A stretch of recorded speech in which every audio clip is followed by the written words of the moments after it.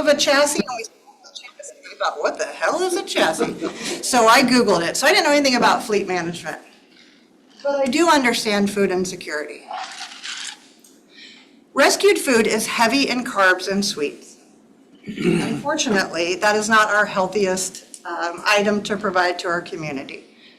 We like to provide a diabetic-friendly community food. So in 2016, we started a healthy food initiative where we started supplementing rescued food. Last year, we rescued 2.9 million pounds of food from our landfills.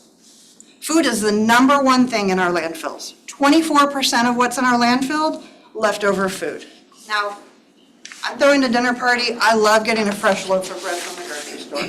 However, there's a lot of excess bread that's coming out. So we, last year, spent, I already forgot the number, $200,000. There we go, $200,000 to purchase produce and proteins and distribute them. So we transported a total of 3.3 million pounds of foods to our 3 counties. The other really cool thing we do is we support the farmers on St. Helena Island. So if you have not been out to Dave Dempsey's You Pick 'em on the strawberries, you're missing out. We helped through Beaufort Charities, we helped to seed for Dave Dempsey. Gola Cooperative has a new executive director. She is a longtime citizen of the city of Beaufort. She moved back here after being in DC. She is passionate about supporting the Gola Cooperative farmers. We are passionate about growing food, purchasing food, and distributing it to the people here in need. Feeding America estimates that there's 29,000 food insecure people, and food insecurity is defined as people who do not have consistent access to enough food. So I told you that I'm new to food rescue, which I am. But I'm not new to food insecurity. So I personally adopted a 15-year-old who is now 33. He has given me 3 beautiful grandsons. But he had 4 other siblings. They were placed into different homes. We had the opportunity to take him in when he was 15. He'd spent a lot of time in transitional housing and foster care. So DJ used to talk to me a lot whenever we first adopted him about being hungry, about not having enough to eat, and it's something that all of us take for granted. I know that when I'm on a Beaufort South route and I pull up at Port Royal United Methodist Church and Pastor Ann and Vicki have already checked in over 100 families who are waiting for food, the need is real. We're feeding 1 out of 3 of those people right now. So my mission is to get more food out there. I think that a roof over your head, a safe place to sleep, and a full stomach is a foundational right.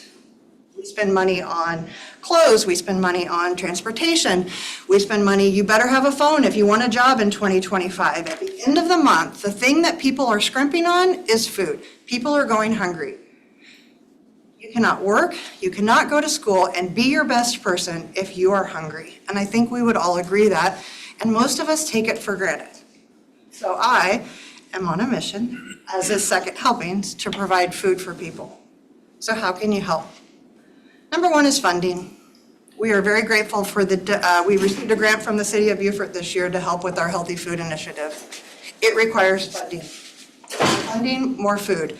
There is no charge to our agencies. We deliver all of that food for free. Our trucks drove 91,000 miles last year. Trucks are my biggest expense. It costs me $1,000 a month per truck to keep a truck on the road, even though we're volunteer-led. We have 468 current volunteers, and I am proud to say 189 of them come from north of the Broad. I'm always looking for more volunteers. Where are people going for the summer? I'm really confused all of a sudden by my scheduling when all of a sudden people keep leaving for the summer here because it's too hot. So I need volunteers. So the second way you can help is volunteer. You can volunteer for Second Helpings. We can connect you with an agency. The third way is host a food drive. I always say people underestimate the value of a food drive. At Christmas time, Thanksgiving time, our food drives are full, right? Everybody gives at that time of year. Right now, kids are getting ready to get out of school and our food pantries are empty and they are going to be hungry over the summer, and families are looking for extra food because they are not in school full-time in order to have meals. Host a food pantry. And then my last way is what Josh did here today, what I asked of Josh. I am looking for opportunities to connect with people in the community to figure out how we can partner together to serve people. Josh has shared with me that you all are passionate also about feeding our hungry community. Let's do that together. So most of you have our impact report. I have extras back here by Marin. I have my business card. I'm sure that somebody will share my information. But if you have an opportunity over the next 2 weeks, the next 10 people you meet, I challenge you to say to them, hey, you seen those second helping trucks? You know what they do? Because I promise you, only 1 out of those 10 people will actually know what we do. And the more awareness we have, the more contacts I have, the more money we have, the more food we have, the more kids we have who are going to sleep at night with a full stomach. That's my presentation. Do you have any questions for me? Do you have locations where you can drop off food? Yes, most of our agencies will take food, so we can give you that list of agencies. We personally don't. We're not a food bank, so we don't keep anything overnight. Help of Beaufort. Yeah, Help of Beaufort's excellent. Salvation Army, Port Royal will always take it. Yeah, Marin can connect you. We have a lot of great agencies. Anyone else? Great. Thank you so much. Thank you, Amy. Appreciate it. Okay, now to discussion items. We're going to make a change in our agenda. We're going to move up the Northern Beaufort County Transit Study update and have Brian Sullivan, the Executive Director from Palmetto Breeze, presentation. Thank you, thank you. Amy and I are very kindred souls, so it was very fitting to follow Amy here tonight. I started as the Executive Director of Palmetto Breeze almost the exact same time she started at Second Helping. So the reason I know that is because we have a partnership with Second Helpings that I'm very proud of. I wish I could claim it. I can't. I inherited it. We do Fill the Need program, so we're one of those agencies. So every week, tonight, in fact, it's just finished up, we do a distribution to passengers in need, as well as some of our drivers, believe it or not, who are, in some respects, time constrained. They don't have time to go to the grocery store during normal hours because their shifts are so wonky. But really, it's mostly intended for the passengers. I think we're up to about 55 regular people a week, and I think it's somewhere in the neighborhood of 200 people. So we basically, actually, Second Helpings volunteers come in and set up a market with all the goodies that she talked about.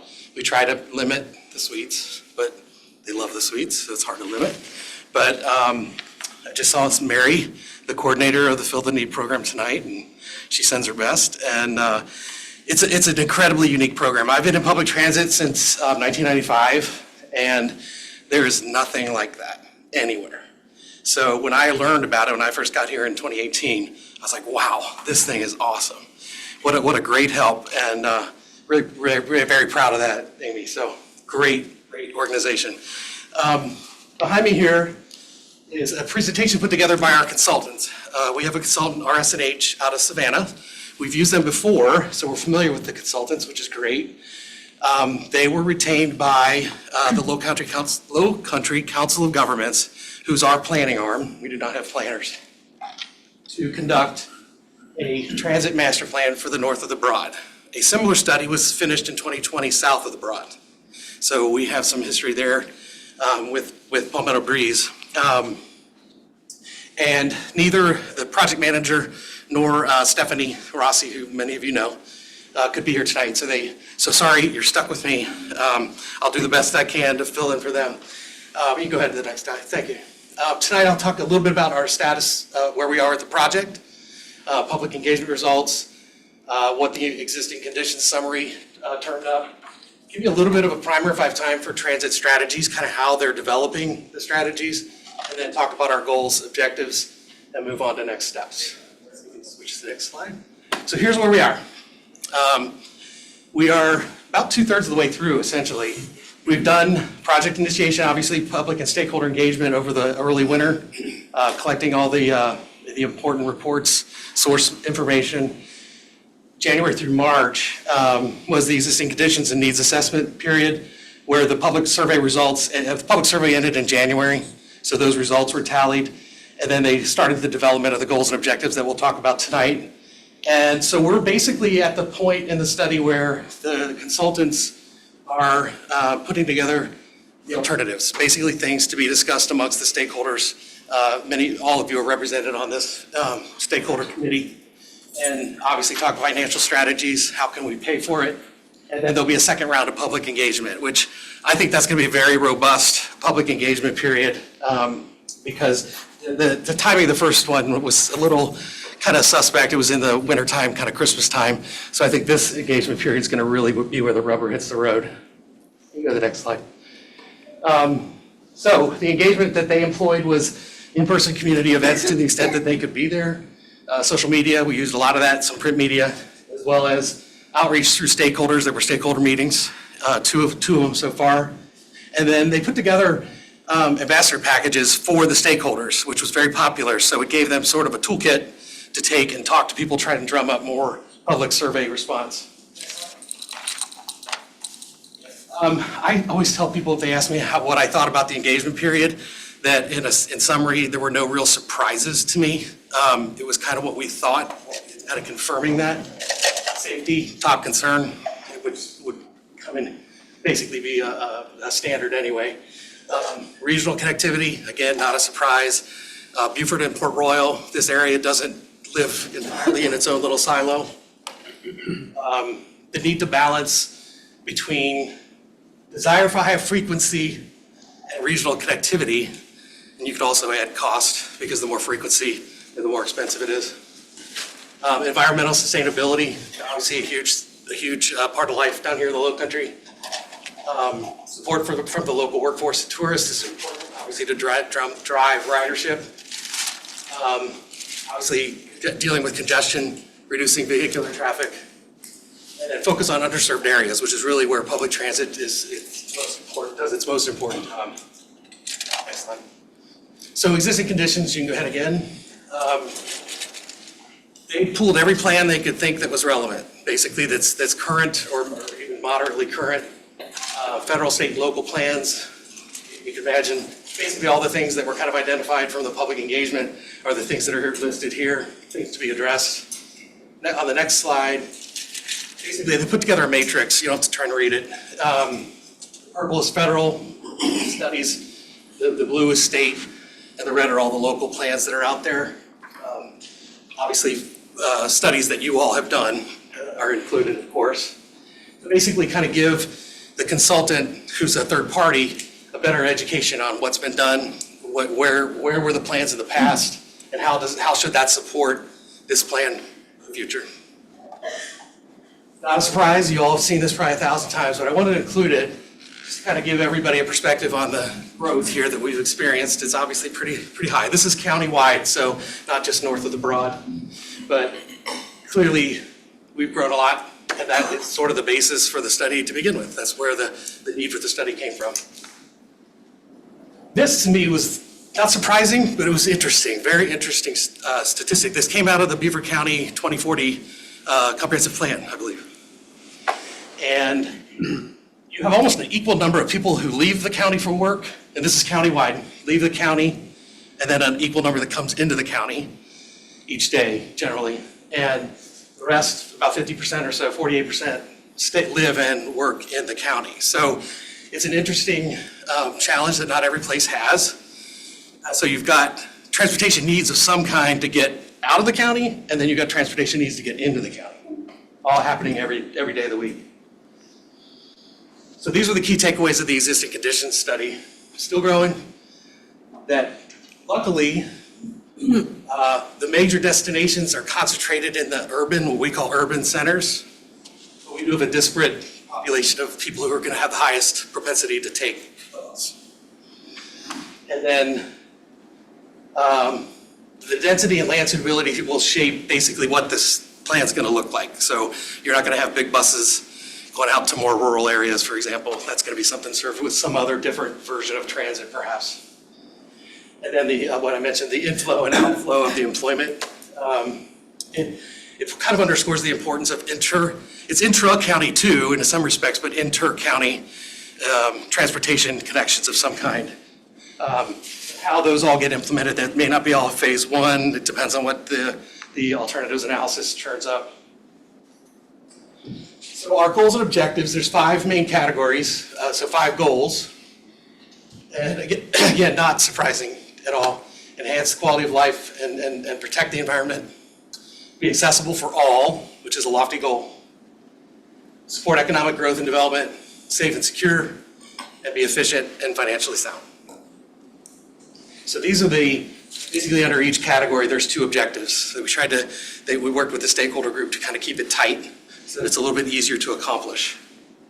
So objective 1, under quality of life and the environment, increase access to cultural and natural amenities, and limit carbon emissions. Kind of the primary goal of public transit. Be accessible for all. Develop viable solutions for transit-dependent riders, and there are many. We'll talk about that in a second. And then establish community connections. Again, that intra and inter-county connections.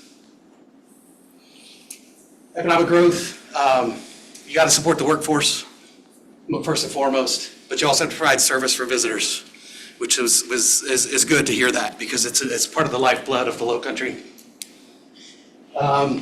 Safety and security, ensure that it's safe, secure, and comfortable, and maintain that fleet and sustain a good repair. I feel your pain on the fleet thing. Fleet maintenance is very challenging. It is very hard here to hire and retain skilled workers, and especially diesel engine mechanics are very hard to find. And then obviously on the financial side, create solutions that are constrained, that they're not going to go all over the place and create havoc with our budget. And then ensure the efficiency of the routes. And then tweak them, update them, do what you have to do to make sure you're getting the most bang for your buck with ridership, equity, reach, all that. So this is kind of where we are in the process. They're putting together strategies. So I wanted to just kind of show some graphics here. And I did not put these together. I love them. They're really kind of cool. So we're basically in the needs assessment area here. So they're in the process right now at their desks in Savannah, designing routes. What is that going to look like for us? And then developing the alternatives. So you've got kind of the hub and spoke, and you got the crisscross, kind of 2 different basic patterns of public transit planning. That they're kind of look at that and kind of basically say, okay, well, this is going to be more of a hub and spoke type transit system, or it could be something that starts with a hub with some things doing this that'll eventually become that. It could evolve. That'll take evaluation factors, and these are just placeholder numbers. Get into service design and how do you measure the effectiveness of each one so that it helps the stakeholders and everyone that has input to the study make the best suggestions. And financial analysis obviously has to come into play once you've looked at viable alternatives. How much is it going to cost to operate? And the last one is, I think, strategies. Basically, what are the recommendations? So here's the MOEs, the measure of effectiveness, cost and revenue. No surprises to anybody. Multimodal accessibility and connectivity. You got an awesome bike trail here. We want to make sure we accommodate that. How efficient is the service? Because that's important from a financial standpoint. And then transit is especially in tune with equity. You can't just take care of one population and ignore the other. So equity has to be a major measure of effectiveness. I kept this on here, you don't have to read it. It basically is a chart they use to kind of give sort of a mathematic categorization to what type of vehicles or service might occur in a certain area, the size or the number of residents per acre, number of jobs per acre, and then they kind of see where it falls and say, okay, yeah, it makes sense for a local bus with a 15 to 30 minute headway, or no, it doesn't require that, do something on demand. So next steps, we've got, you can go ahead to the next slide. So they're beginning the development of the recommendations, the alternatives analysis right now, and they're preparing for public engagement, which will be probably early June. They were shooting for maybe late May, probably gonna be early June, which is good timing down here. And then outside of the study, and this is sort of the closer here, we separately, so it's not really driven by the study so much, but it is something that we're trying to do ahead of the curve. The local match requests we've submitted to each of you is to plan for the initial capital investment for the recommendations of the study, which is a moving target. We don't really know what it's going to be. So we took our best guess about what that base service might start to look like, because ordering vehicles, as you can imagine, takes some time. Not as bad as a pandemic, but it still takes some time. So we wanted to start the ball rolling and really kind of dip your toe in the water, especially from the town and the town perspective, because they're new to the transit funding game here, and give you a taste of how our budget building works. Just keep in mind that that is capital only. We do not envision operating anything in fiscal 26, which is the same as your fiscal 26. And then if you go back to that last slide real quick, so next year the ask is going to be bigger, because by next year, a year from now or 9 months from now, we'll have a way better idea of what we're going to be implementing, how it's phased, and how much it costs. So the ask next year will have capital probably, most likely, and it will definitely have operating costs. Capital funding for our service, the way the federal and the state support our service, capital funding is 80% federal and state, 20% local. So we have to come up with that local match in order to access that 80%. So it's a pretty good payoff. Operating is 50-50. So the operating numbers go much higher. And so that ask is going to be a little bit bigger next year. But hopefully there's a really solid plan, rotation, phasing, everything, so that you understand what you're buying, right? What the taxpayers are buying. And I gave Tracy basically the current fact sheet. This is the second version of our fact sheet. There was one at the beginning of the public outreach. This has sort of the summary of all that we presented here tonight. Gives you kind of an idea where we're at. These have been distributed to as many people who we can get them to, so that they kind of understand where we are in the process. And I guess we'll give this out later. So I'll open it up to any kind of questions that you might have. How many buses are you running? We're at 44 total buses. Our peak period in the high season gets up to about 28. So the rest are spares in maintenance, what have you. The vast majority of the service is south of the Broad. We do here in Beaufort, Port Royal, and the unincorporated area of Beaufort County. Monday through Friday, we have demand response services that kind of circulate. So you see our buses around, the little, mostly small white buses. That service is it's kind of grown over time to be this thing that isn't really well defined. And so this study is going to fix that. So we envision some version of a frequent fixed route service for this area. So that's probably what's likely to drop out of the study. You answered part of my question also, because I was going to ask about these current intra-city buses, shuttles that are running. Yeah. So you're seeking to build upon that or expand those services? Absolutely. That's the intent of this plan? Yeah, I neglected to mention our commuter service, kind of our backbone.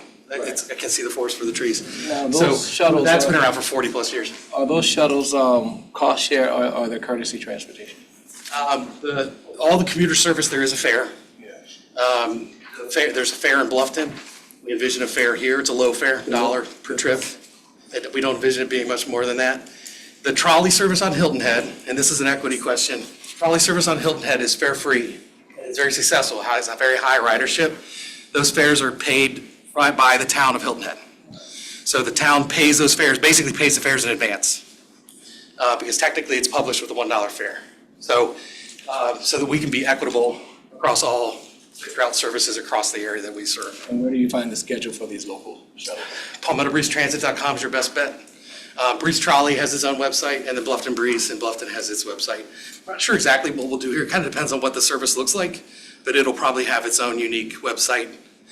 Everything, though, is housed within PalmettoBreezeTransit.com. Everything's there, and anybody can call anytime. We'll give you any kind of help or information you need.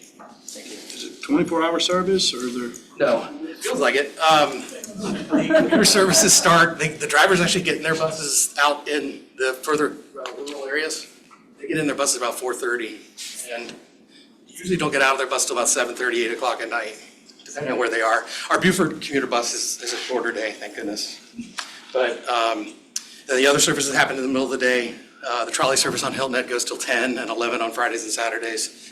We envision the service here to reflect kind of a combination of those things. I think a circulating, dare I say, trolley in the Beaufort, Port Royal, Ladies Island, the island area, is probably a lot like what we do in Hilton Head.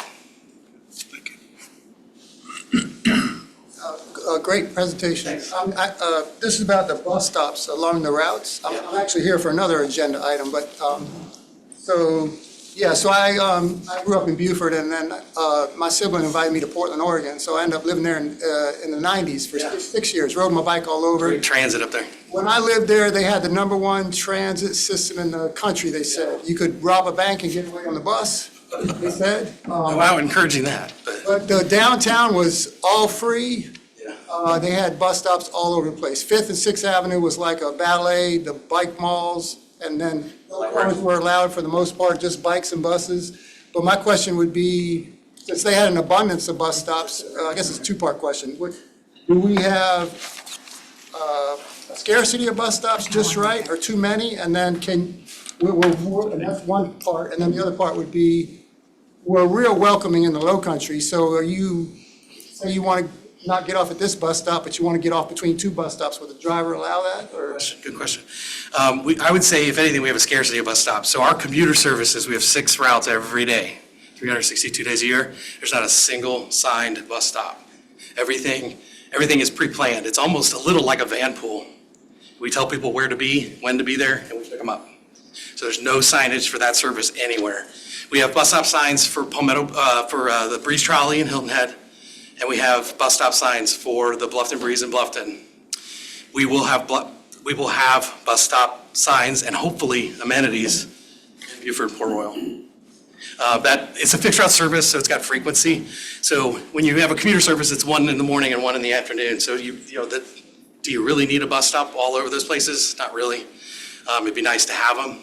When you have a frequent service, a fixed route service, like we're anticipating here, it'll have signage everywhere. Yes, those are called flag stops. The in-between stops are called a flag stop or a courtesy stop. We pretty much do it everywhere where it's safe. The hard part is it has to be safe. Hilton Head, we have a lot of courtesy stops there. We have a lot of requests, unfortunately, that are not safe. So the driver can do their best to drop them as close as possible. Sometimes it's, 200 yards away. But the roadways in Beaufort in particular are narrower than what most of our operating, and it's obviously not rural. So it's going to be interesting to see how the plan deals with that. You'll have bus stops, but the propensity for courtesy or flag down stops might be kind of challenging in certain areas. So we'll see how that goes. But our general rule, some transits don't do flag stops. We do. We know we need to. To your point, it's the Low Country. And so we do letting people off, and then we do it people flagging us down to let them on. Thank you. So if we get the trolley service and you have the fixed stops, will there be like a transfer station where they can transfer to the other way, say? I sure hope so. Ladies Island to St. Helena? Yeah, yes, I think there will be. Give us time, because that's a major undertaking. In the transit world, to use those federal and state funds, first of all, you need to have right of way and own or have been given or leased the property. And then you have NEPA to make sure it complies, which we all appreciate, but it takes time. And then you can start construction. So Palmetto Breeze has, to my knowledge, never done that project. This is completely new to us. We would need construction management, things that you all are probably used to. So we'll be calling on you for help. No, there's definitely, there's rules, regulations, all the paperwork's out there with the federal government and state SCDOT. So it's all out there. We just need to use it for the first time. We work very closely with the county. Jared has been great on the engineering department. Great friend. First of all, the relationships with all of you are excellent. So they have been an enormous help with thinking ahead of the curve for that exact thing. Would this be a good place? Would this be a good place? So once the study's basically almost done, they're going to account for that. They're going to say, this would be somewhere in this 4-block area or 8-block area, you're going to want a transit transfer center or facility. I believe we ultimately need a maintenance facility. It's too hard to maintain that much fleet. We already have some fleet up here, but we bring it to Bluffton. We're gonna have that much more fleet up here. We're gonna need to maintain it up here. It's gonna be way more cost effective to do that. It's also easier to hire up here. So, yes, the short answer is yes. I cannot imagine this plan not having transfer facility of some kind. And I think ultimately a maintenance and maybe even an admin facility. Our entire operation might shift up here. Bluffton, entirely possible. Could happen, yeah. So I know you have or had a special program for people that have disabilities and want individual pickup. Right. However, and so I also represent Sun City. Many of my seniors find the paperwork Oh, it's hard. daunting. Yeah. Do you There's, think you're going to change about that? Because they won't even do it. yeah, there's two things. There's two things we do. We do, one thing's called coordinated services. This is kind of unique to us. And kind of every transit I've ever worked with has some version of this, where there's enough population, especially folks that are elderly or older. So we do coordinated services that are mainly intended for for medical trips. But anybody in Beaufort County, if the origin and destination is within Beaufort County, anybody can ask for it. They can ask for it to go to the library, to go to a play, as long as it's during our regular service hours, whatever that is. We're very limited on the capacity there, so it ends up being mostly medical. That, there's no paperwork. You just have to be in Beaufort County. The other service we do is ADA. So that's the federally mandated ADA, complimentary ADA service along fixed routes.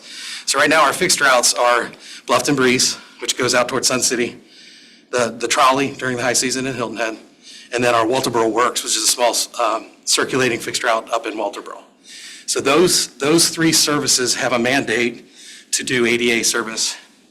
To qualify for ADA is the paperwork you're talking about. And that's basically the federal government. They're telling us, they're telling us how you have to certify for the service. The hardest part of that, once you get past the red tape, the paperwork, is the doctor's note. You got to have a doctor's certification that you technically, theoretically can't ride the fixed route bus. Now, we have experienced a lot of your constituents, and then in Hilton Head and other places, they would prefer to ride the fixed route. So we may certify them, but then we help them learn. It's called travel training. It's not a real formal program for us, but we help them learn how to use it. And that's the way we want it to be, because it's a lot less expensive to operate the fixed route service and get them on there than it is a special ADA trip. But you're right, it's very cumbersome. Excuse me, do you all have park and ride? So like, No. And when I saw the statistic about the inflow and outflow, Yeah, I was that's like, that is park and ride. I was when I got down here in 2018, I was a little surprised we didn't have anything like that yet. And it's not just a Hilton Head, it's Hilton Head, don't get me wrong. But I think we need to really look at that. So, and those are a lot easier to do. You can use a Walmart lot. All you need is their cooperation to do it. Usually there's plenty of parking, especially during the day. So, no, we don't. I think we have to. So I'll ask a question and then try to build on why I'm asking it. You had mentioned that, and first of all, thank you for the presentation and the work that's gone into this study. So you had mentioned that a lot of the older studies were brought together, and then part of that was to show the community what work had been done. My question is, do you know if there was a deeper dive to identify what was actually done conceptually versus what was done in reality? And the reason that I asked that is because I know that there was a federal grant that opened up, I think it was called Safe Streets for All, 22, and that triggered a study through LOCOG to identify safety improvements. I'm not familiar with the entire study, but I know that as it pertains to the city, there was at least 9 or 10 safety improvements that needed to be made along Boundary Street and Carteret Street, just on those two. And I would imagine that some of the bus stops may be along those routes as well. So the grant opportunity for that ends June 26th of this year, so the window is closing. Right. But I just didn't know if when they collected those studies, they make a lot of recommendations and many of them are good, but was there a deeper analysis to determine what had already been accomplished and what still needed to be accomplished? As it pertains to transit, so from my perspective, there really wasn't a lot to add into it. There was definitely discussions of transit, the town of Hilton Head, you guys have done it. It's all kind of mentioned in there, so they've kind of pulled all that out. On the safe streets thing, Stephanie could speak to this chapter and verse if she were here. But the vast majority of those projects, I think, are mostly like pathways, improving pathway safety, integration with roadways, those kinds of things, crosswalks, obviously, intersections. And transit hasn't really played a big role because transit isn't that prevalent yet. They're very much in tune with safe streets, and so am I when it comes to transit. There's a pathway in Hilton Head that I would love to get out and dig myself because it drives me crazy that it's so scarily unsafe next to roadways and now where our bus stop is. But it's only one. Everything else is great. So we have discretionary grant opportunities outside of safe streets that we could do. I'm looking at one now for that pathway project to work with the town of Hilton Head, for example. It's something that exists, so I have a project. I don't have a project up here yet. So for us to even try and go after a grant. Stephanie, though, might better address the second part of the question. She's more the expert there. She's obviously a huge proponent of public transit, integrating it. So if she's had the opportunity, I guarantee she's done it. And we'll know a little bit more about how those studies were integrated as they start to look at the strategies, because they'll try to defend them based on past recommendations from studies. An example is Mike Tomey's circulating plan here. We're actually meeting with him Tuesday at our office to make sure we understand what got traction in his presentation, basically the presentation of the group here, and make sure that it's captured right. So the consultant, Stephanie, myself, and Mike are coming together to go through that because it's complicated, right? But it's a plan that already exists. It's kind of an unofficial plan, but a lot of legwork was done on that, a lot of public input. So they want to capture that. They knew they were going to have to, so now the rubber's hitting the road and they're going to do that. So I really like what I'm seeing in this one. I lived through the 2020 study south of the Broad, and in fact, I just pulled it out this week to look at something, and that study is way less detailed than what I'm seeing from RSNH. So I'm very pleased with that. I think we're going to have a much more implementable, feasible, financially feasible plan up here north of the Broad. I also know, just instinctively, that this area is going to absorb public transit as an amenity, like it did in Hilton Head with the trolley, for example. Whereas like Bluffton isn't quite absorbed it yet. It's hard to get people in Bluffton out of their car. So we have that service running around Monday through Friday, but there's not a lot of people taking it. That's not going to happen here. I guarantee it. I'd stake my whole career on it. You can feel it. First time I drove through Beaufort, Port Royal, well, I'd been here years ago vacationing, but first time I drove through here in 2018, 2019, you could sense it. I'm like, why is this not a transit city yet? I mean, I knew we had some service, but I was like, this needs something. You could Do you feel it. mind if I ask what, based on your experience, leads you to believe so strongly that it would be absorbed here when it's not Bluffton? I would hope that it would be as well, but just based on your experience, could you put your finger on exactly what that I think is? it basically comes down to the propensity of folks to ride it. I could have told you the propensity of Bluftonians to ride it was probably low, but we were very encouraged. The plan, it looked great. You know, you look at the congestion in Bluffton and you're like, gosh, something has to work here. People have to absorb this.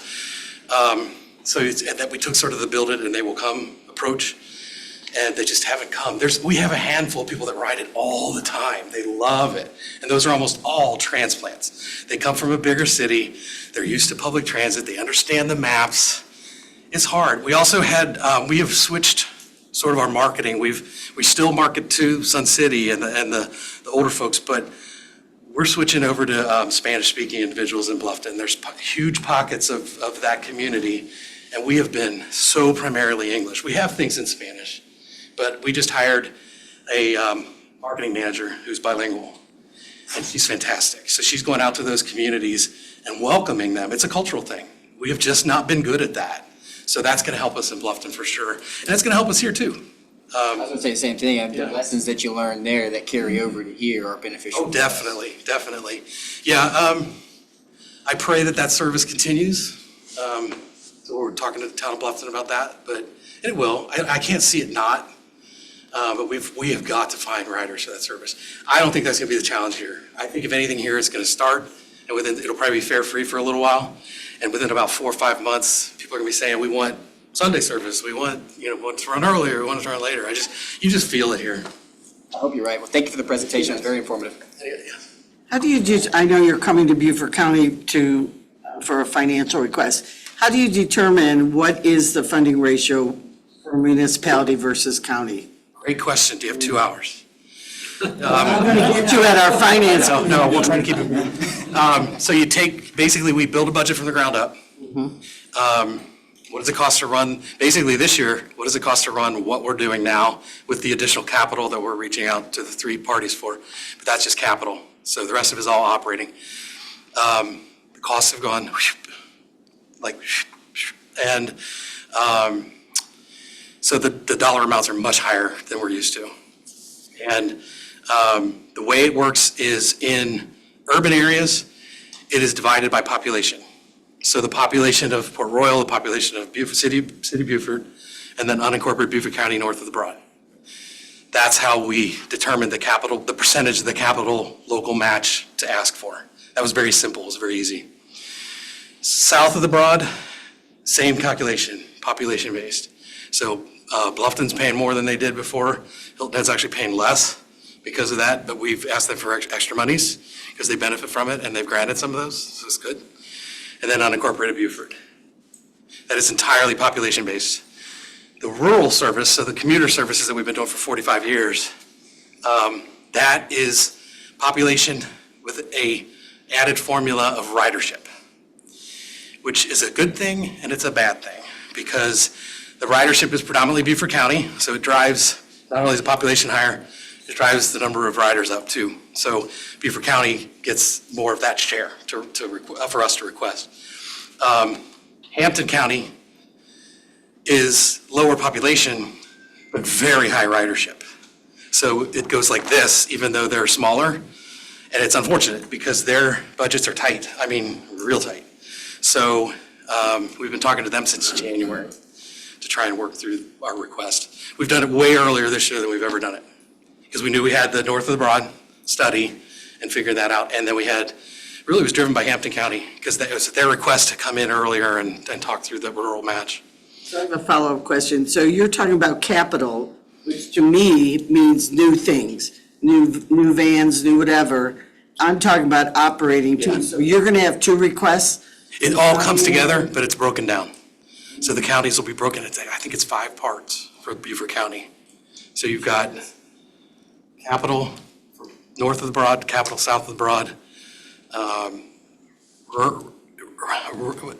urban south of the Broad operating, and then rural operating. So that is, operations is included in that. So just to clarify one thing, although Beaufort happens to be what everybody perceives as a wealthy county, Yeah. and Hampton is not, Right. that doesn't mean we need to carry more of the load. So I'm just. Totally agree. That out I there. totally agree. I totally agree. We're also county residents as well. The city residents are also county I know. Yeah. residents as well. The best way to fix this, and I know we can't go back in time, is to establish a dedicated funding, so a tax source of some kind. So we were part of the Beaufort County, again, being great partners. In that referendum, we had a slice, and it would have taken care of all of this. So big transits have dedicated funding. Columbia, great example. I think it's a half sentence there. Entirely transit. So they, to me, are rich. I mean, they're not, but they have a lot of funding. And so they don't have to go hat in hand to their 2 counties and all the municipalities in the counties and ask for local match. Maybe back in the day they did, but they don't have to do that anymore. So we are kind of straddling that. We're not that tiny little rural service anymore, but we're not the big city yet. And we haven't convinced the constituency to fund it. So I see that as my challenge. Yeah, Cromer brought up an interesting point just now also, because if you're just looking at it from that perspective, we're being double taxed, because if the county's gonna pay a portion, that revenue has to come from somewhere. And that revenue comes from the taxpayers. And if we're paying taxes in Port Royal and the city of Beaufort and then being taxed again, that's double tax. It's true for the operating costs for the rural service, but not true for capital and operating for the urban. Now, Beaufort County gets hit twice because they have 2 urban areas now. You have Hilton Head, Bluffton, Here, Bluffton. and then here in Port Royal and and Beaufort. South of So- Raleigh, north of Yeah, Raleigh. exactly. So, which is also odd. Again, this is the most unique area I've ever experienced. And I love it here, by the way. I moved down from Ohio, surprise, surprise. Yeah. And you have two small urban areas within the same, not only in the same service area for us, which is 5 counties, but in the same county. So people, when I talk to people in the industry outside, they're like, what do you got again? Like, how many? And I'm like, yeah, 9. We have to go to 9 different people. And so maintaining all those relationships is complicated, but we have an unbelievable dialogue with all 9. I mean, Hampton, they're struggling, but they were smart enough to say, come in and talk to us. And we wanted it, so we did it in January when they asked us to. So the numbers have changed a little bit because things have changed, but, and we were so far cart before the horse. But, yeah, so we try not to do the double, but you're gonna have that in the rural service. Because you're right, it's coming from, essentially from the same people paying taxes. Any other? When you say that, it just got me when you said that the Bluffton approach was build it and they'll come. Yeah. What gives us the confidence in our, because I imagine a survey, the process was very much the same when we put that plan and we implemented it, right? Yeah. Okay, so Yeah. what gives us a different level of confidence? Was it participation? Was it Yeah. data gathered? Was it whatever it was in the survey and participation we had this go around? Yeah. That gives you, I'm a gut feeling guy too, I get that. Yeah. But those gut feelings Yeah. get pretty expensive when we start talking about it. And- The and gut then feeling, when we gut start feeling talking for about me. taking somebody's penny. Absolutely. I mean, everybody says it's just a penny until you ask somebody for a penny, right? I mean, it's different. It's like, let me hold $1. Yeah. The gut feeling for me started years ago. So this study, I gotta tell you, no, first of all, when the south of the Broad study was done, participation from Hilton Head was fantastic. Participation from Bluffton was kind of minimal. So they were kind of quiet, so we really weren't sure. You guys have been vocal since before we even had the study in place. So I know that my gut feelings are being confirmed just because of the active involvement of the 2 municipalities and the support from the county. So I have absolutely no doubts that if we put it into a plan, phase it out as smartly and feasibly as we can, it's going to be supported. Survey response rate's much higher. Some of the responses, even like the written word responses, which I've read all of them, far more detailed. I mean, there's clearly a desire. It's beyond need. There's a desire for it. Beltonian, not so much, I've met 2 types of people in Bluffton. They either don't understand why we have a bus, or they don't understand why we don't have more buses. There's like nobody in between. It's crazy. And so I'm determined to make that work. I think it's gonna be a lot easier to make it work here. And it'll still be built, they will come to a certain extent, but I have much greater faith and confidence in the data that they're collecting for this study than I recall from the last one. Thank you. So, and kudos to you guys, because the dialogue from the beginning, when Mary Lou, my predecessor, most of you all know Mary Lou, I mean, it was very strong already. We knew that. And like I said, you build it on the gut feel, but at the end of the day, it does come down to data and support, so. To your point earlier, if we have anything on our side, we have the experience that Bluffton has shared, right? So Absolutely. there's maybe some things that could have been better in regards to marketing and maybe even surveying. I'll give you an example. That probably carried over for us. I verified it looking at the plan again. That route, the base route we started in 2020, September 2021, did not include Old Town. And that was from the plan. Fast forward to today, we've been doing Old Town since 2022, middle of 2022, we added it in. Like, you've got to do that. Why are we not going to Old Town Bluffton? So the ridership jumped. We added the RV resort. We added the feeder route from the Sun City area. It dropped. So it's about tweaking it. We've gotten requests from areas in Bluffton, the New Riverside area. It's exploding. Oh, yeah. So we're looking at that. And it's a funding question, but it's also a wherewithal. Do we have the energy to do it? We have a small staff. And obviously, a lot of our focus is going to be up here. So we'll kind of see. We'll see what happens down there. But yeah, learn from that, absolutely. I wonder if the disparity in income levels will play a difference as well. Because I think maybe we have some lower income north of the Broad that would benefit from a transportation service where others wouldn't. I know that it goes both ways, but maybe the disparity itself helps as well. It will. It definitely will. So I'm looking at something that was sent to council. So you're asking different groups for a request, and one of these says most likely will not pay full request. What happens when the entities don't pay the full request? We have to adjust our budget. Which means, in plain English, Revisit By service. what we have and potentially Tear down. modify service. where you're going? Because this one says one of them already is not going to fund it. Yeah. Okay. Yeah, we're pretty confident. No, it has not been put in writing yet, but we're pretty confident it's not. So, in fact, our board members who are here, who you met, John and Barb, Barbara is our longest standing board member, and John is our newest. So it's kind of nice. We have a great perspective in the room. We sat down this week to start that process because we're not waiting. None of us want to do that, so we're trying to find ways to not do that. But sometimes that's the best way to garner attention and public support, is to say, if this has to be our budget, then this is what our service is going to look like. So we're really trying not to do that. Good question. You had some great, it's like, this could be a 4-hour I'm going to session. get you when you come to finance committee, We're don't ready for you. Maybe. All right, anything else? Any other questions? Thank you very much, Brian. Thank you. Hey, thank you for the audience. I appreciate it. Thank him. Okay, now next on the agenda is the Beaufort Port Royal Fire Department ISO rating, and Chief Ogden. Yes, good evening, That's the everyone. good news. Yes, sir, I do. Good. I wanted to share with both councils this evening our recent ISO inspection. So this platform would be a great venue to do that, to have both the City of Beaufort and Port Royal here with us tonight.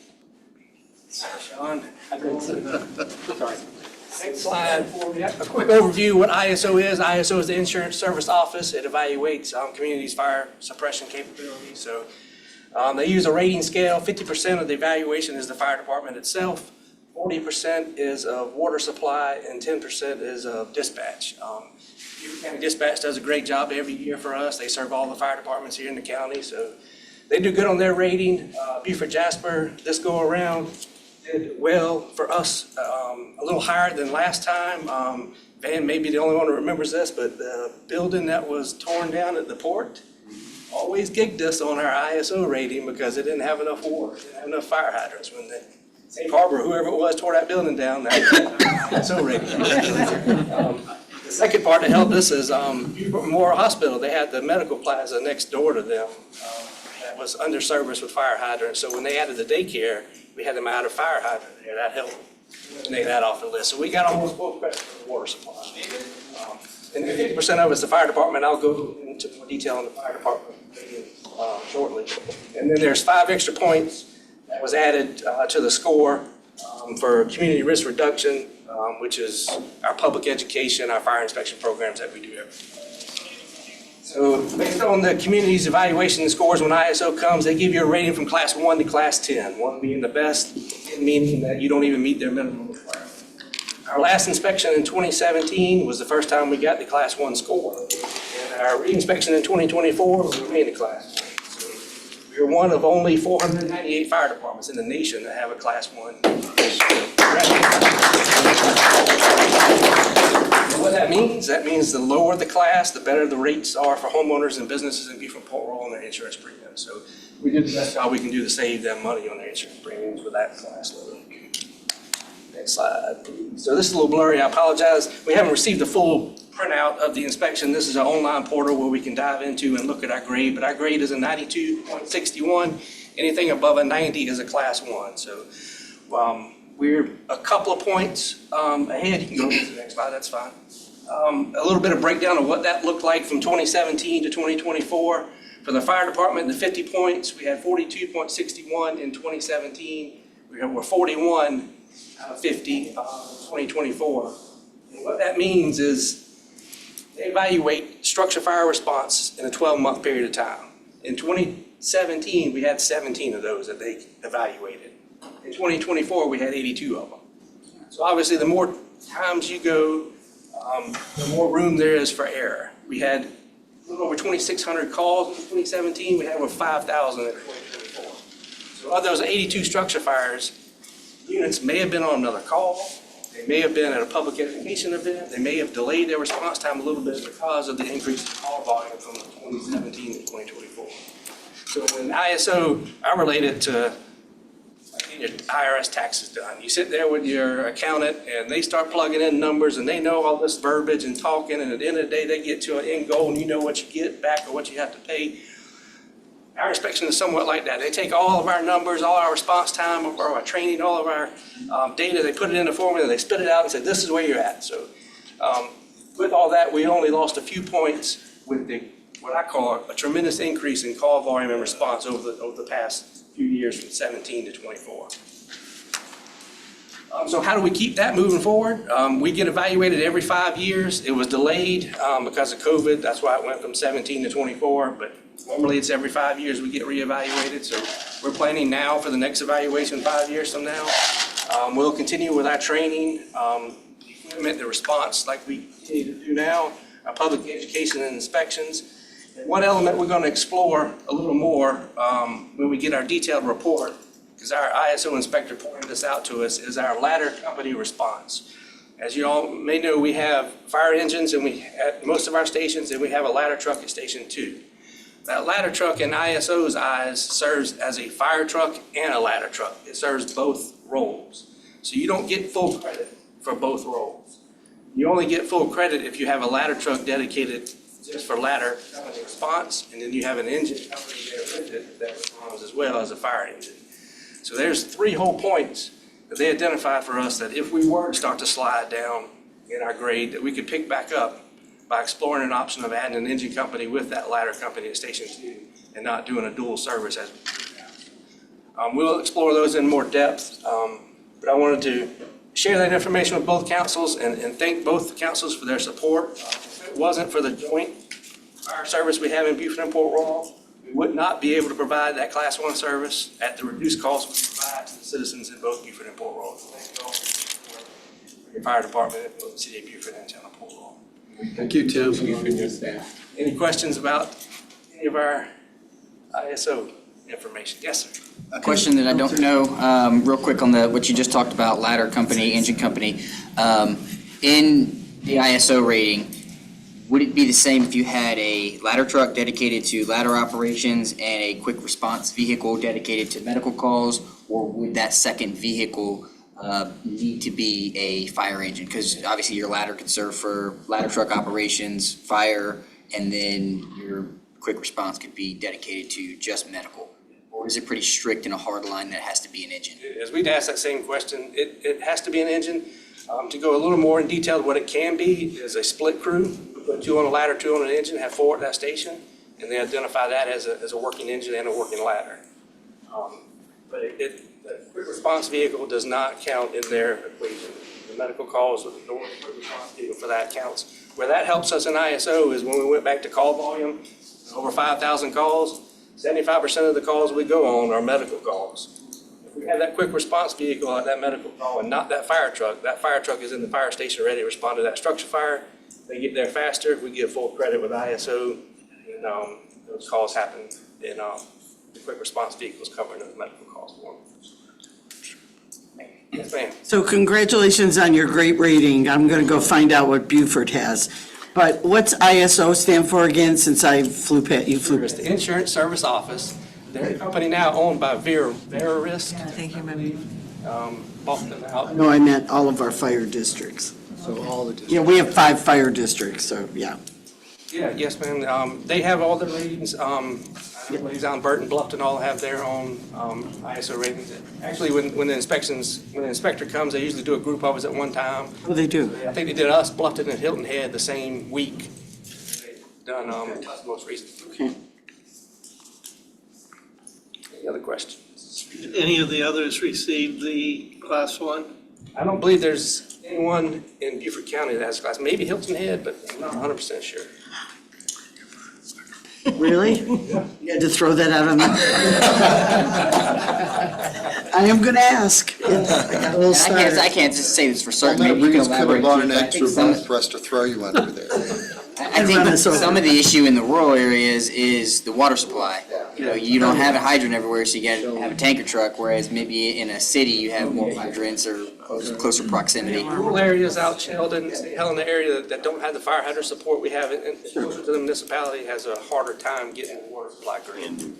No excuse for Bluffton, Hilton Head. I'll let you take care of that.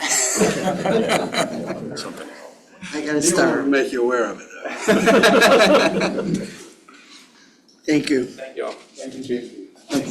I'll be asking that question. Oh, Chief.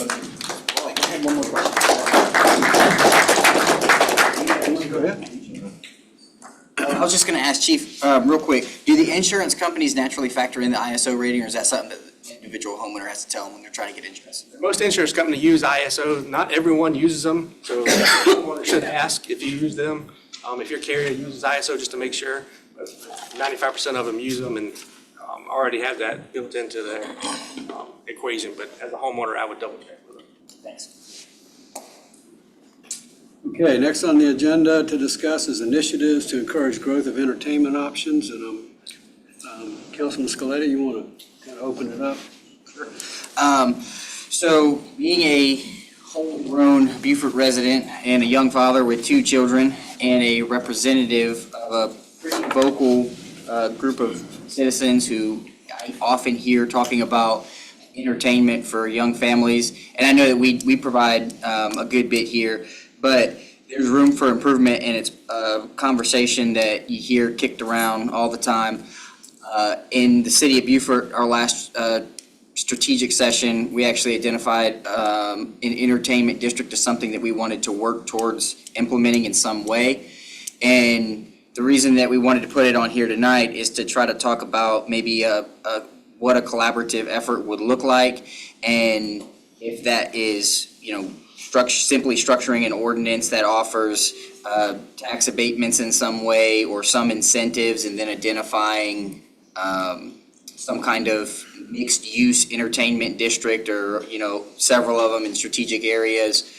Is that something you just do, or do we stand up a task force and get the community involved in shaping that process and what it looks like? But figured we could put it on the agenda tonight and see if there was A, some support, and B, if there was any good ideas that could be generated to help stimulate an entertainment district of sorts to try to attract businesses geared for young families.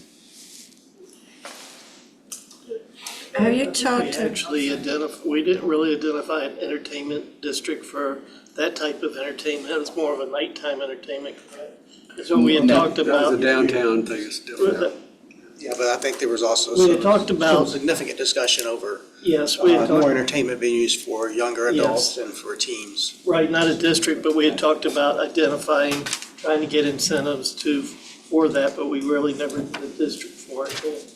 Right. Well, I guess, and my personal thought is downtown may be a good area for that, but there's also some objection in the community to having entertainment downtown. And I think that as representatives of a large or diverse population, you want to try to be sensitive to that. And I don't think, if the community doesn't want an entertainment district of sorts downtown, then fine, but I think we do need to try to do that somewhere. And I know, Councilman Owens, you made a comment in our last strategic session about the limited role that governments play in that regard. And so I think that we need to be cognitive of that fact, because that is very true.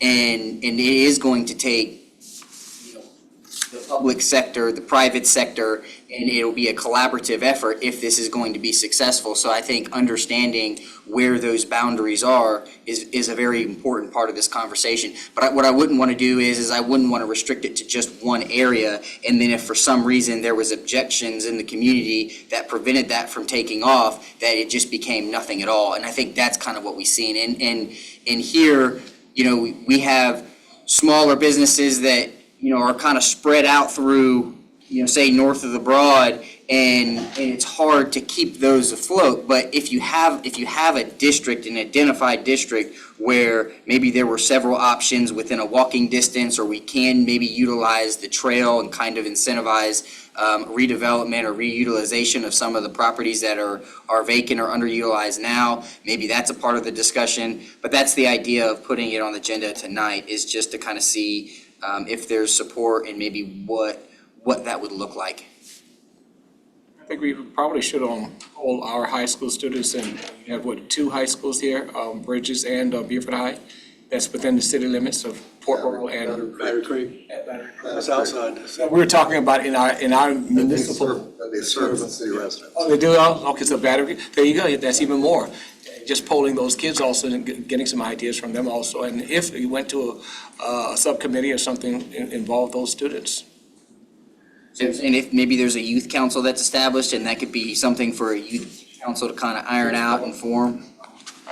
Yeah, my questions are, when you say entertainment district, what does that mean, look like? Because when I hear entertainment district, I think, you had restaurants, nightlife, yeah, that kind of thing. Skating. So, and also when you say families with kids, is it elementary school kids, high school kids, all of the above? I mean, and then I guess my other question is that because I hear the same thing, and I'm always thinking about it, and I struggle with the idea, it's kind of what you guys are all mentioning is, I hear people say there's nothing to do here, but at the same time, we're growing, our population's growing, so why are places closing? Like, why, the movie theaters that were here, why did they close? The fun park, why did they close? The bowling alley, why did they close? Why did these things go away? You know what I'm saying? I just think, like, why did, as more people move here, entertainment options went away? Like, that tells me something's going on there that I don't know. I don't have the answers. And maybe that's where a committee can look into, but, you know what I'm saying? You would think intuitively, as more people live somewhere, there would be more businesses would pop up to provide services and good for those people, and we're kind of seeing the opposite. So, again, I don't know the answer to that. Yeah, with the movie theater, because I heard that a lot too, why don't we have movie theaters? And they want the public entity to build one and all that type of thing. Problem is, the cost of going to a movie in the old days, at least when I went, was cost prohibitive. Plus, you got streaming now, so you can watch anything. So the support of that theater went down. No, it is. It became a hangout for kids, and a lot of adults wouldn't go because of that. So that's part of the reason. We have an older, I think, population, at least it looks like it. So that's true. And I think your idea, like, that's interesting, of having kind of It's location together, because that when you can go somewhere and there's multiple options instead of just one venue or one, because you're right, we do have, there was axe throwing, but that closed there. There's the golf, the indoor golf. I mean, I don't know what's going on with it. I mean, I see businesses pop up, but then, they go away. So I don't know. Like I said, I struggle with that because I hear the same thing from people. Like, One thing that Councilman Scalati brought up during the session too before was a video gaming, what was it called? Yeah, so, What was it and called? actually, it was Mayor Phillips that brought the idea to my attention, and this was after going to His house. the Charles Lynn Brown Center, because of its location with the student housing and stuff. But basically a gaming center where kids can meet, whether it's an after-school program. Esports. Or like an esports center. The, Army uses that for recruitment now, just to see what kids are interested in technology. And a lot of times, some of the things that we're already trying to attract here, cybersecurity and coding and technology, the kids that are interested in gaming also are interested in that kind of thing. So you kind of help build a community of individuals that not just get together in our social, in their gaming efforts, but also they can tap into some of their natural passions, and maybe we build off of that a little bit. So yeah, an e-gaming center. And Gaming hub, I believe, what you call it. Yeah. But yeah, I think that'd be a next idea, if we can somehow work together and with the county to try to do something like that. Logan Cunningham is at a bowling alley in Bluffton. Across the street from him, they built a putt-putt golf course, little putt-putt. And he also has video games too, right? And 360, Station 360. Station 300. Yeah, Station 300. And you may want to talk to him, because I think about a year ago, he tried to put one in Beaufort here, Mayor Murray had talked to. and it didn't pan He out. tried to buy the bowling alley and it didn't pan out. Is there a bowling alley? There was one. Sometimes you gotta find a way over, under, around, but. Oh, really? And I think Oh, okay. there's a common theme in some of the discussion or comments, and that's like a feasibility study of some kind to see what the demand is. If a movie theater wouldn't work or people were more interested in it, then I think Station 300 or the movie theater in Bluffton would struggle. But I think the fact that there are numerous things that you can do in one location helps it stay afloat. People do still want to go to the movies. I remember the movie theater when I was young here, and it was expensive snacks and very outdated. And that's probably the reason for why it failed, or it was maybe one of the reasons that attributed to that. So I think a nicer facility that maybe offered people the opportunity to go there. You go to the movie theater in Bluffton, you can get dinner, you can get a beer, you can get wine, you can make more of an evening of it. And I think all of those factors play into whether or not it becomes a success or it falls through. And that's where you've seen other, entertainment districts.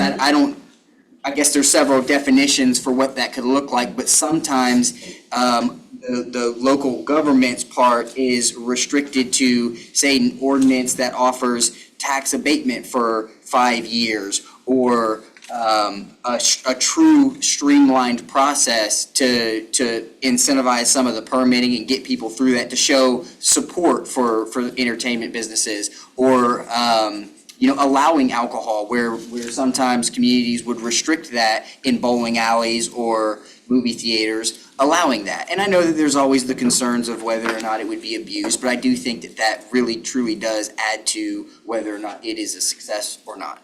Josh, I don't know what happened, because I remember growing up with Breeze Theater for Police Movie Club on Saturdays was packed out. And then also the skating rink on Laurel Bay was packed out on weekends, So, those were places where the youth congregated. And I don't know what's changed. There were like little gaming facilities too, like. 170.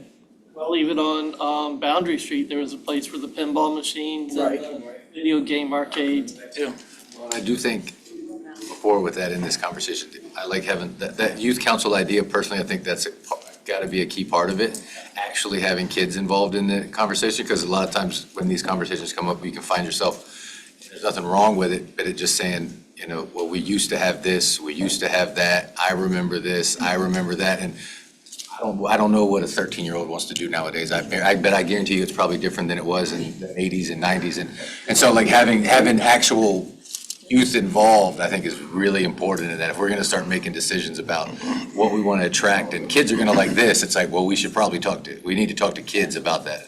So it's gotta be a good part of it, so.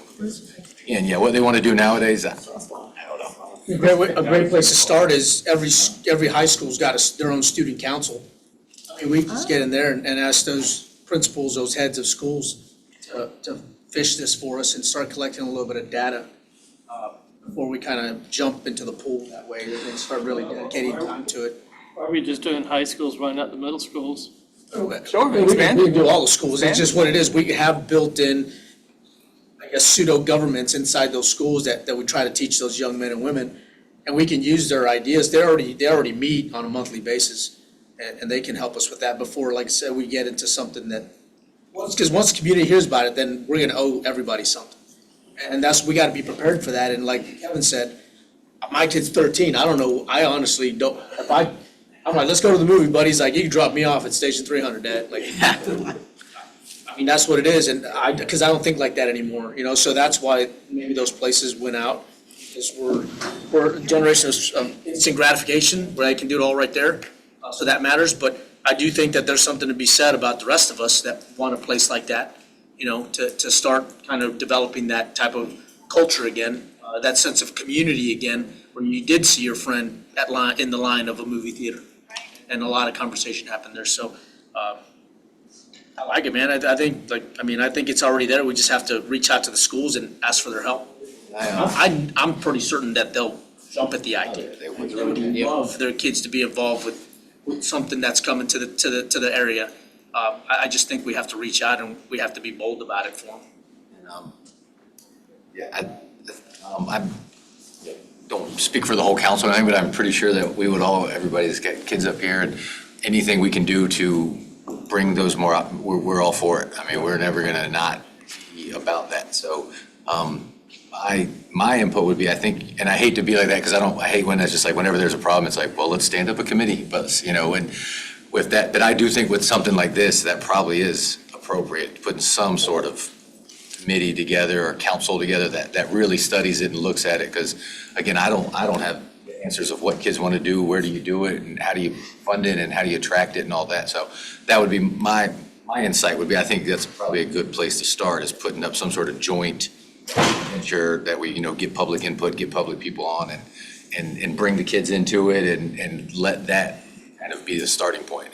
That would be my And I do starting point for us, I would think.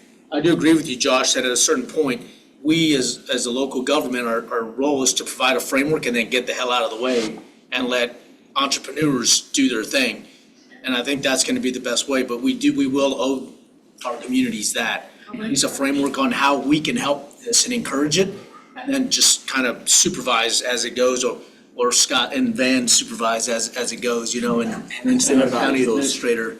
Those developers, that's right. Yeah, we give it to Michael Moore. So, yeah, we're the good idea fairies, and you guys kind of take it on, but I feel that way, man, that, once we provide a cool framework for it, whatever timing that looks like, and then just watch it kind of go, because oftentimes I see local government getting in their own way, stepping on their own feet, and tripping over each other, trying to take the credit for it, and this one will be community-led and then also executed in the same breath, so.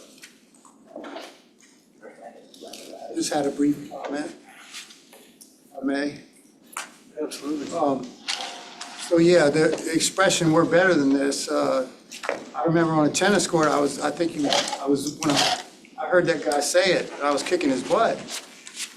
He was saying, "You're better than this." He's talking to himself. So I while he was getting beat, but the entertainment district, it came up at the retreat, but I missed it, so I was just, maybe slim chance, sports and rec. We heard skating.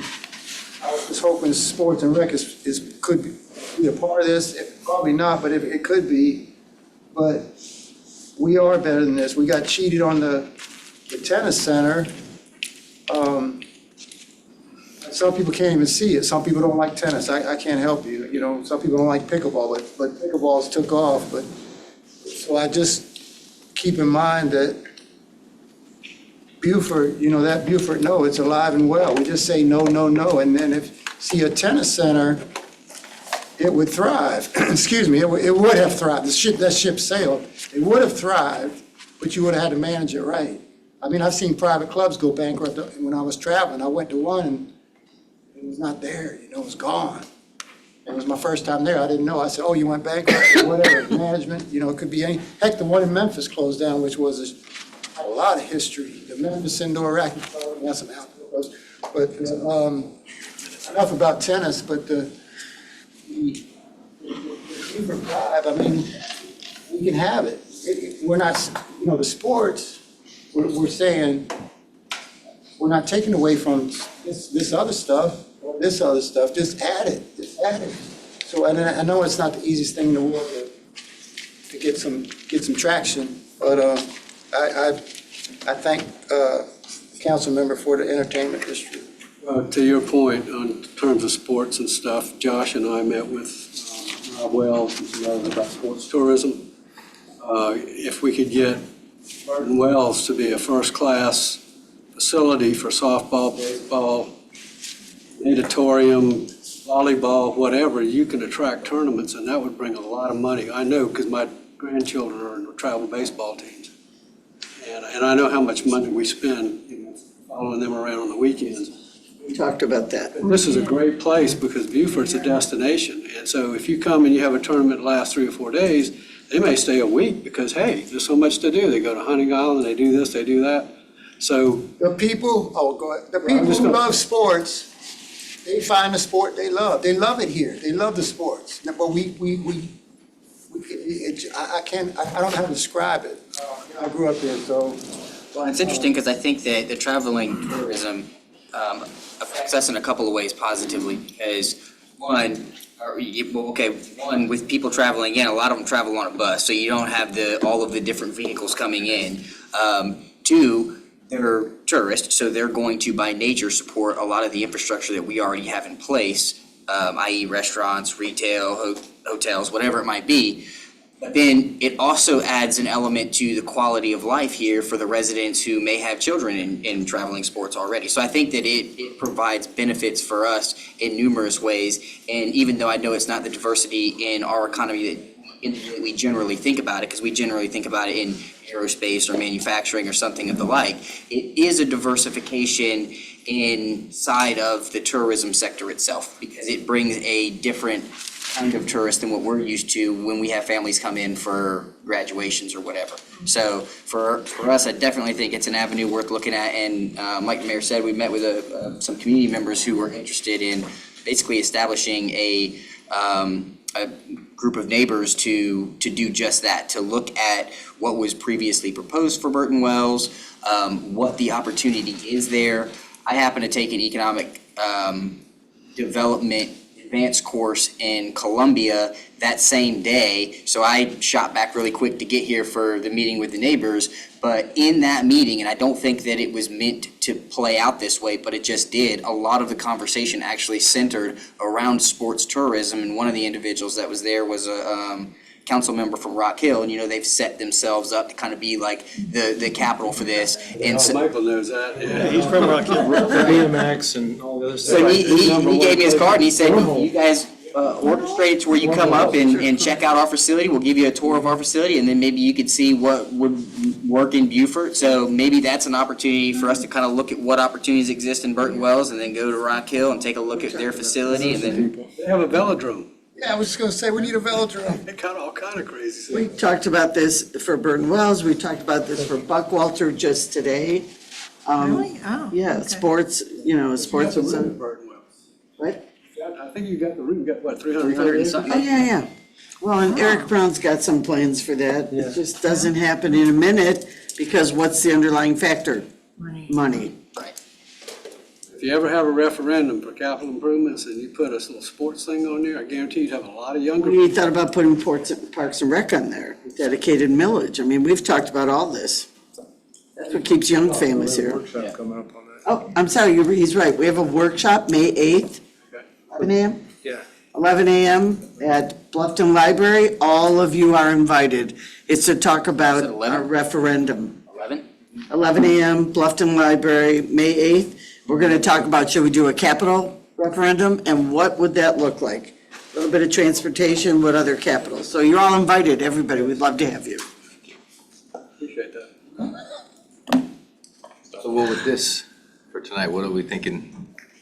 It sounds like the best approach would be to have some kind of a youth council established, and that could be a collaboration between the county and the town and city, and then have a group of youngsters kind of iron out what that might look like, and see if they could set that framework, maybe pull from other cities that are similar, and see what people are doing, and then present to us some. When you say youth council, they're just all gonna be kids on there? Or like, No, I think it can have some oversight. yes. Lock a bunch of kids in a room, say, But figure it out. I think that we could definitely play off of what Hardyville's already doing, right? I mean, they have a youth council established, and they've been hard at work for a while now, and Mayor Williams will talk about some of the success that those conversations have produced. So I think cherry picking from what they've done and seeing maybe if there's something we could pull from there. Great. He's got some big businesses coming in. Rotaract Club. Got Margaritaville, he's got the Buc-ee's coming in. I like that. We just, like you said, look at that Hardyville framework Bringing in a buck. there. Exit 3, with all the stuff. I mean, Exit 3 with all the exit stuff 3 coming is in. gonna go in, yeah. And that other company, PS Conductor, 462 jobs Other disasters. out there. So, that's fun. Any other discussion? No, I think that's great. Like, I think that's a really great starting place, yeah. All right, so what are the next steps? We're gonna But council. Like I said, I'm gonna personally, I'm gonna go look at the Hardyville, what they're doing and what they've got. I did not know that they had that, so that's a great place to start. And then, see how we can emulate that. You bring something back at the next, well, when do we meet again? Good months, yeah. 3 months. Maybe we'll ask ask him to come present at that next one. We'll use to give that presentation. Yeah.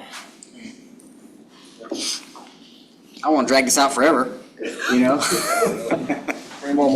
This is quarterly, so we get a presentation next quarter, then we won't have anything set for next year, and they're probably gonna talk about it for a year, so. And that's the downside to putting everything to a committee, but I think you're right. This one, for this topic specifically, I think it really would be necessary to generate that younger perspective and community involvement. I would just rather see us take a faster approach to at least getting that conversation started and that youth council set up. Make a recommendation. We recommend one person from the council, and they recommend one or two, and they can kind of coordinate with the school. Josh, I think you nominated yourself. Yeah. I love it. Darrell, I think you nominated yourself. I don't have the time. We'll get back to you on some Yeah, of but that stuff. just tell, I'm really trying to figure out I don't even know what we talking about. 10 people, 5 people, we're talking about 7 kids, 3 adult. I don't even know what we're. First thing is, we gotta look at Hardyville. That's what I'm saying, yeah, and I don't have that in front of me, so Maybe we can get Mayor Williams to come in and talk. yeah, I mean, as soon as we Well, can do speaking to that. Josh's point, maybe we get the Hardyville thing, we have the framework and maybe start standing that up a little bit. So we at least have an idea of the number of people involved. Where we might get them from, we can go ahead and start the conversations with some of the schools and see what their councils look like and see what maybe we could pull. Just remember, they'll be going into summer recess in about. Right. You're right. You want to try to get to them before the end of the school year. Well, if there's no more conversation on that, we'll go to the last topic. That is emergency response to natural and other disasters. And Josh, you want to put that on the agenda? Yeah, and so this was on the agenda primarily just building off of our previous discussion and, I'm gonna mess your last name up. Councilman. Canaro. Yeah. Roll you.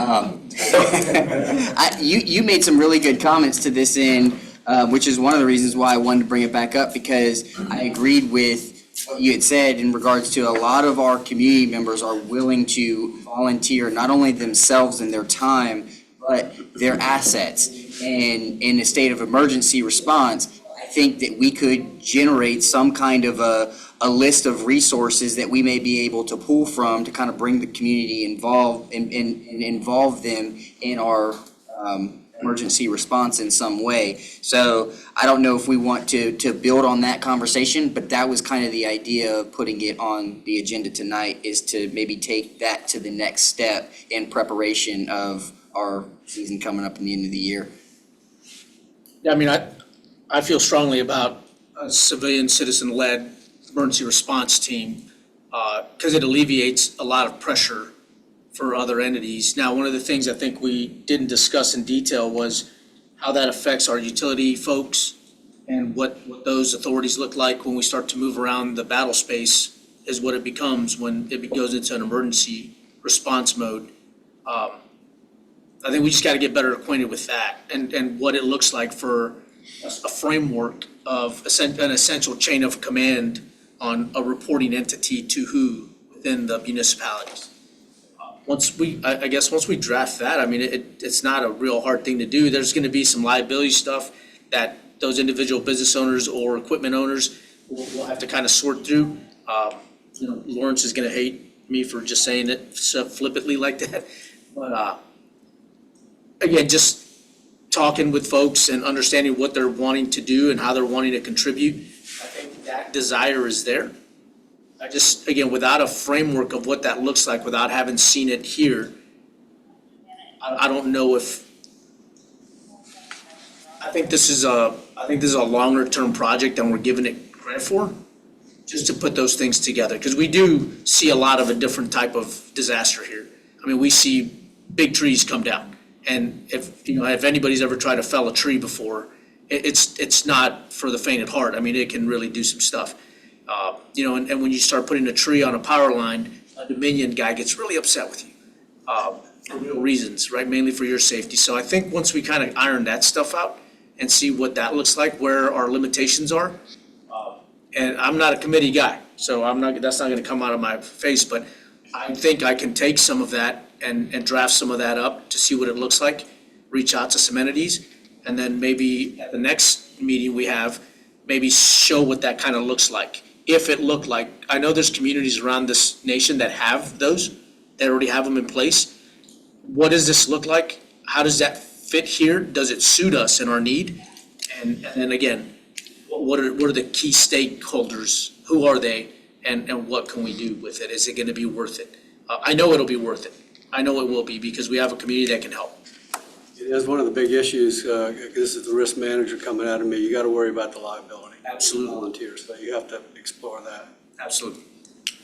Yeah, so again, I think for the next one, I think that'll be probably a deliverable for me to this joint council.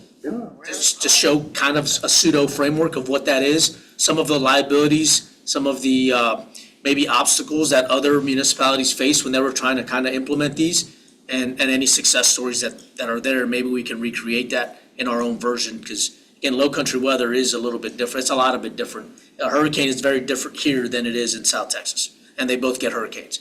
Ours just looks a lot different because of what it is and how we're having to kind of walk away from it or go back from it.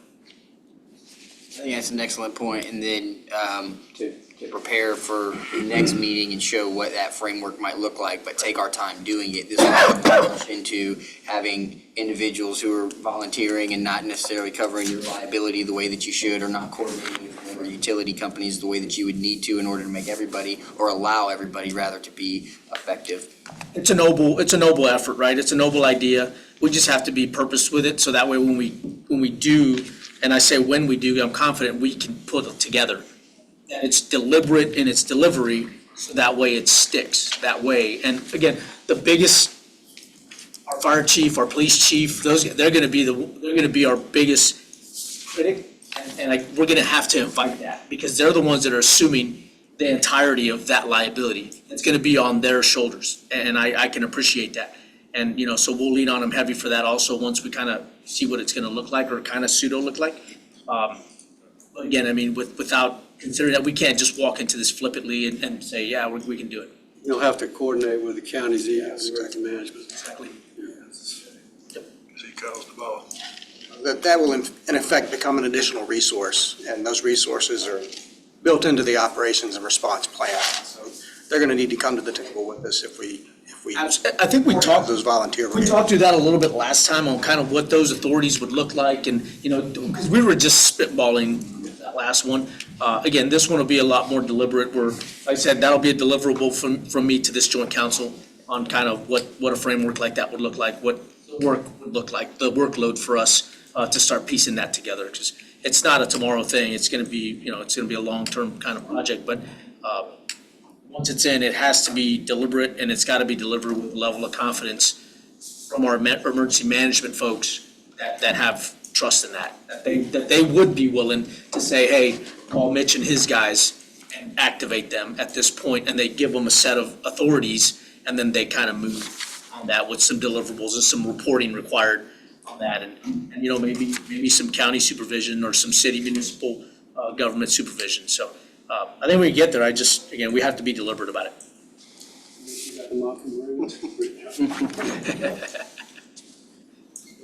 Any more discussion on that? And I left with homework. You can bring that back at the next. I'm reading on the youth council right here, yeah. Hardyville's, their meetings are recorded too, so those would go back. That right now, yeah, so. The last item of discussion is topics of interest to council members. We'll just go around the table and see if there's anything. I'm bound and determined to follow Mayor Phillips's lead, and we're going to be out of here before 8 o'clock, so. Is there anything anybody has to bring up for the group, please do so. Invite the county, bring up something that y'all are. I have a million things, but not for this group. Okay. Go nuts. I think the workshop is just to hit that. Yeah, we really want your input on that. One of the 8th. Yep. Great, that's good to know about, thank you. Put it in my phone. I got to put my phone right now before I forget. And then we're going to do follow-ups with each municipality as well. But you might want to hear, what's our council think? Do you want to do a capital referendum? Do you want to do a transportation? How many years? What will it generate? What goes in? There's a lot of discussion has to be had. Is it just the one workshop during the workday? Or are you doing it in the evening also? No, just the one that's for council and anybody that wishes to attend, because we haven't made a decision yet to do the referendum. If we do, I'm not sure. You're There'll doing be a the lot to day, get right? done. Yeah.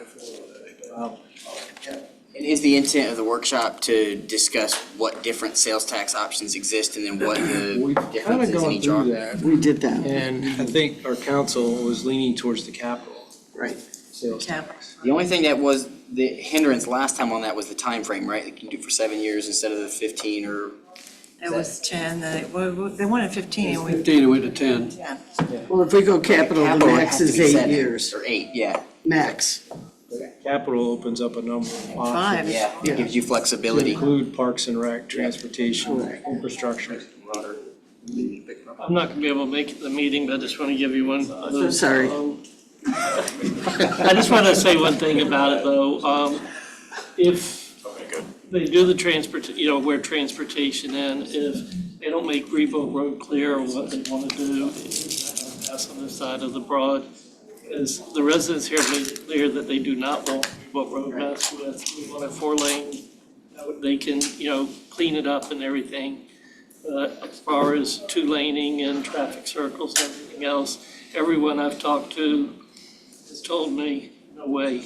And the word gets around and nobody north of very few will vote for it. There are some on Reebok Road who do want it, who's local, there, but that it would benefit, but outside of that, it's not But we one. heard clearly, if you don't specify what the projects are, Yeah. like when I say 170 triangle, everybody knows what that is, because you're all stuck in it. But if you just say, oh, yeah, these, some things, Exactly. what was that one you gave us? Florence? Right. They listed literally every street that would be dealt with, every Really? And we did the same in York Lawrence? County. Yeah. Every Yeah, okay. project, resurfacing, Specific intersection, Oh, wow. Every detail. widenings, they were all, Specificities, everything. they're all That's what specified. it is. If you look back at the 2018, it was much more specific too as well. We also did a tremendously poor job of marketing. the effort. Understand. Sounds We like did an a- autopsy on this one. Okay. The other thought would be is that Get on the we road. want to hear from, the municipalities as far as what projects you all would want to see. And not necessarily Good roads. It thing. might not be roads, if you do a capital, it could be infrastructure, Right. facilities, right? I think you're right. Just having those conversations is going to be probably the most important thing that we do. And identifying each thing not only is beneficial to the public in regards to transparency, but it's also beneficial to the county council and the municipalities because it gives you something to measure against. Correct. Whether you were successful or not. It's something that you can actually nail down. Thank you for listening. But the specificity of 2018 was also the two-edged sword, because they've held it against Against us, because we didn't finish them. Excellent Right. point. On the 2018, we're still working on that. Yep. We're coming back to prioritize those projects. Obviously, a big part of it was 278, but there are other portions too, Ladies Island, pathways and I stuff. think you guys just recently had a meeting where you identified kind of what those priorities were. Yes. And Howard's gonna have a meeting and with some of her constituents on one of the projects. That's coming up, I believe, early May. To me, the downside of capital referendum is you're not gonna get all your transportation money. Because you're gonna say, we also wanna do that, okay, but that's the way it goes. People, some of my people already say, well, why'd you ask for so much if you really don't need it? You're gonna have, it's a two-edged sword again. But we will be more specific. You have to be, I think you have to include some timelines in there. I know you gotta have engineering, all this stuff, but, some of this stuff should have been already engineered, shovel ready, get it in the ground, because they wanna see progress too. Yeah. And they wanna know when it's gonna happen. And if we delay it, they just, Well, when you put resurfacings in, you can go, and do those like almost immediately. So hope you all can join us. Thank you. Continue the discussion. Glad to advertise that on our social. I think we're broadcasting it anyway. It'll be broadcast, so you can do it by link if you can't make it. Look at it later on. You can't sleep, you can watch it at 2 a.m, it's yours, yeah. That's me every night, I feel like. All Mike is Anything else? thinking about is 5B and. The only thing I'll throw out is I hope at some point the county has an appetite for a local option sales tax. We did have that discussion too. That don't have it, I believe. I know York County does. They don't. They do have the capital penny. Yeah. That's where you do your roads. Correct. They do them all under the capital. We did talk about that. It's a win-win for the property owner and, it gives us an extra stream of income. Talked about that. We have to decide. If there's nothing else, anybody have anything else for the good of the cause? Thank you for inviting us. Yeah, thanks for showing up, thanks for being here. So. Great, thank y'all.